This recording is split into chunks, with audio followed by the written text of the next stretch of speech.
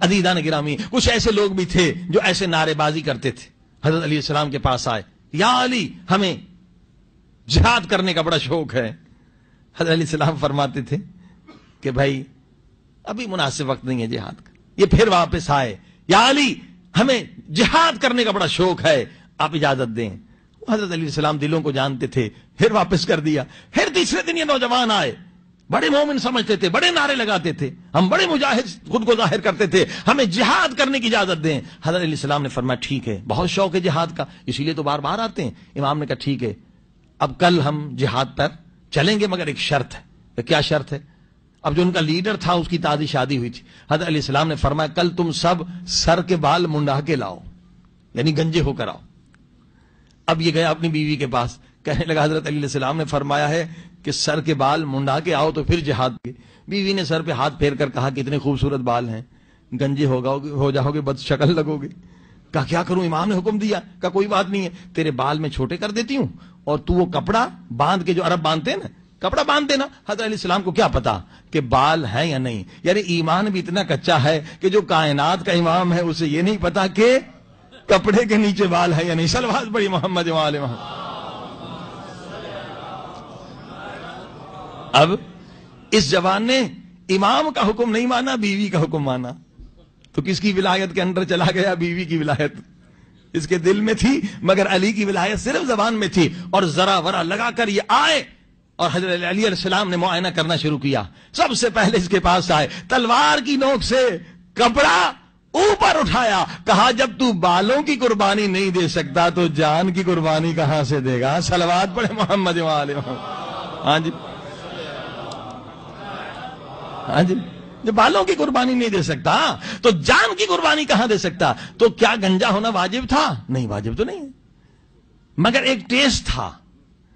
اب یہ بات پھر آپ کی طرف آ رہی ہے, ذرا غور کریں کہ گنجا ہونا واجب نہیں ہے. امام نے صرف ٹیسٹ کے لیے کہا کہ بال منڈا کے لاؤ کہ ایمان تیرا کتنا ہے, مگر وہی امام آپ سے کہتے ہیں جس کی ولایت آپ زبان پہ پڑھتے ہیں, جس نبی کا کلمہ آپ پڑھتے ہیں, وہی نبی کہتے ہیں کہ داڑھی رکھنا واجب ہے. اب بتائیے, اللہ کہہ رہا ہے واجب ہے, قرآن کہہ رہا ہے اسوہ رسول میں ہے لہذا واجب ہے, امام کہتے ہیں واجب ہے. فقہ آل محمد میں لکھا ہے جس کی داڑھی نہیں اس کی گواہی قبول نہیں. صلوات پڑھی محمد و آل محمد. یعنی اتنا اہم مسئلہ ہے.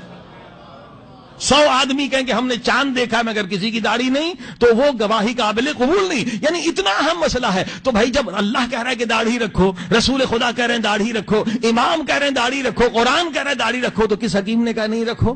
نفس امارہ نے کہا ہے داڑھی رکھو گے تو بوڑھے نظر آؤ گے. اب تو بال بھی سفید ہو گئے ہیں, داڑھی رکھو گے تو یہ ہو جائے گا, یہ ہو جائے گا. جب اس چھوٹے سے گناہ سے ہم نہیں بچ سکتے جس میں لذت بھی کوئی نہیں بلکہ پیسے کی بچت ہے. صلوات پڑھی محمد و آل محمد. ہاں جی,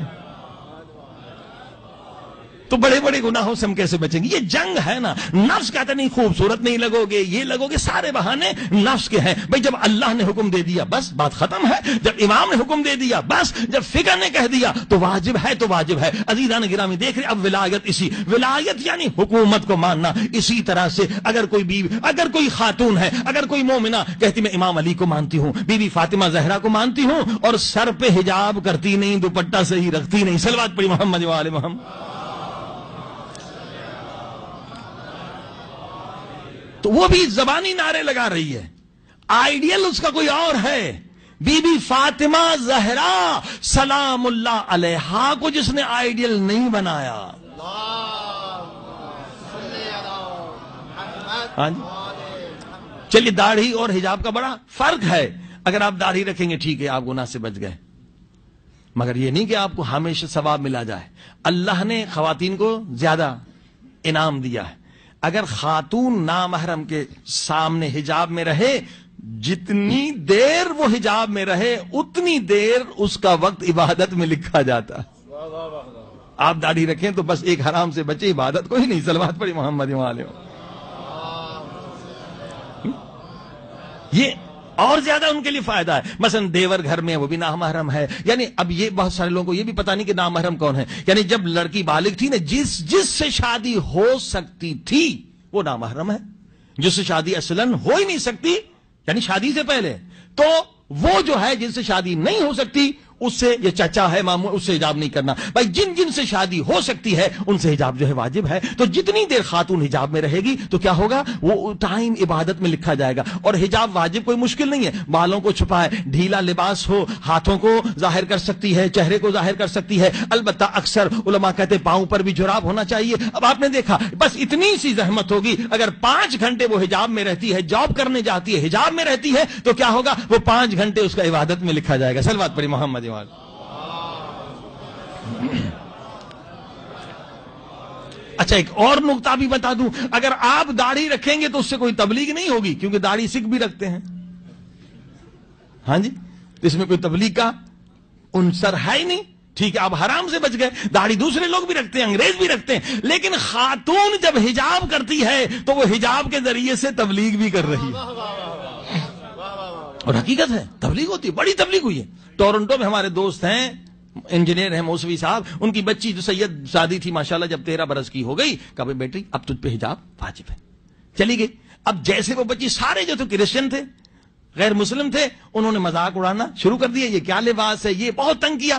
بچی تھی آخر 13 برس کی، واپس آئی، کہا بابا آج مجھے بہت تنگ کیا گیا، سب نے مذاق اڑایا. کہا کوئی بات نہیں، کل پھر جانا اسی حجاب میں، کوئی مذاق کرے تو اس طرح سے جواب دینا. دوسرے دن گئی، پھر مذاق. اب اس نے کہا بھی کل بھی تم نے میرا مذاق اڑایا. اب وہ اسٹیج پر تقریر کے لیے آ گئی، آج بھی تم، تو 1-2 جملے میرے بھی سن لو. ساری لڑکیاں خاموش ہو گئی. کیا؟ کہا دیکھو تم حضرت مریم کا احترام کرتی ہو. سب نے کہا کیوں نہیں کرتے، ہم سارے عیسائی ہیں، حضرت مریم کو کون احترام نہیں کرتا، ہم سب عیسائی ہیں، حضرت مریم کا احترام کرتے ہیں. کہا میرا دوسرا سوال یہ ہے کہ تم نے حضرت مریم کا اسٹیچو یا اس کی تصویر دیکھی ہے؟ وہ بھی دیکھی. کیا تم نے دیکھی ہے اس کا احترام؟ کہاں دیکھی ہے، کیونکہ وہ لوگ تصویر بھی بناتے ہیں، اسٹیچو بناتے ہیں. کہ حضرت مریم کی تصویر دیکھی؟ کہاں. کہا میرا آخری سوال یہ ہے کہ حضرت مریم کا لباس مجھ جیسا ہے یا تم جیسا ہے؟ صلوات پڑھیے محمد وعلى محمد.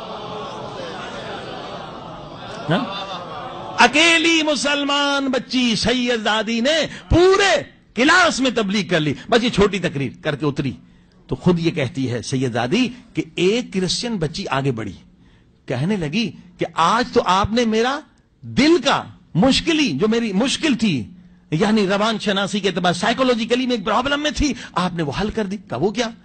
کہا میں جب آتی تھی اسکول بس میں تو ظاہر ہے میرا لباس ایسا ہوتا تھا، میری ٹانگیں ننگی ہوتی تھی، تو مرد جو ہے وحشی حیوانوں کی طرح گھور گھور کے میری ٹانگوں کو دیکھتے تھے. مجھے بڑا غصہ آتا تھا کہ ان کی آنکھیں نکال دوں، کیونکہ یہ فطرت میں انسان کے شرم ہے. یہ جو میڈیا ہے نا پروپیگنڈا سے عورت کو بے شرم کرتے ہیں فیشن کے بہانے سے، اس کی فطرت میں تو شرم ہے. حیا اور شاید دنیا کی کہیں بھی عورت ہو اس کے فطرت میں. کہا مجھے بہت غصہ آتا تھا کہ یہ لوگ کیوں میرے بدن کو دیکھتے ہیں. میں چاہتی تھی کوئی میرے بدن کو اس طرح سے وحشی کتوں کی طرح نہ دیکھے، لیکن میں سوچتی تھی ان کا کیا قصور، میں خود کو خود ننگا کر رہی ہوں، میں خود اپنی ٹانگوں کو ظاہر کر رہی ہوں تو ظاہر مرد دیکھیں گے. اب میں اس شش و پنج میں تھی کہ میں کیا کروں کہ کوئی مرد میرے بدن کو ہوس کی نگاہ سے، شیطانی نگاہ سے نہ دیکھے. آج تیرا لباس میں نے دیکھا، میری مشکل حل ہو گئی. میں بھی چاہتی ہوں تیری طرح لباس پہنوں اور میں بھی مسلمان بننا چاہتی ہوں. صلوات پڑھی محمد وعلى.